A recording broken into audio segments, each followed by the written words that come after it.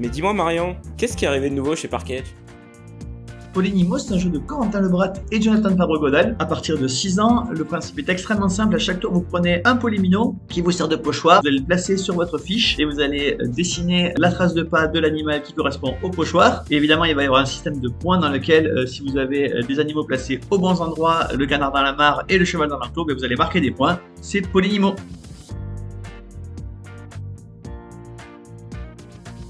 River Dragon, c'est un jeu de Roberto Fraga. Roberto Fraga, c'est un des récipiendaires de la Patate d'Or, c'est-à-dire que c'est un auteur extrêmement reconnu. En 2001, donc, River Dragons était sur la liste des jeux recommandés pour le Spiel des Jahres. Et pourquoi je vous en parle aujourd'hui? C'est parce qu'en fait, il revient dans une boîte plus petite, donc il prend moins de place et un tarif tout doux. River Dragons, c'est l'édition 2025.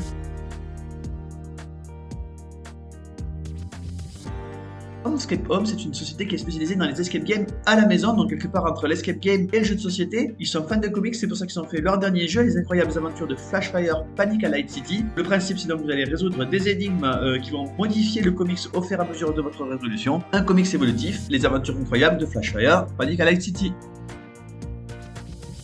Il n'y a pas si longtemps, je vous parlais de la nouvelle campagne pour Horror Arkham qui s'appelle La Cité Abrutie et qui vous amène dans les profondeurs d'Hurlier. Voici aujourd'hui les investigateurs qui vont avec cette campagne. Vous avez 6 nouveaux investigateurs qui arrivent dans cette boîte, une chalutière, un poète, une parapsychologue et encore bien d'autres.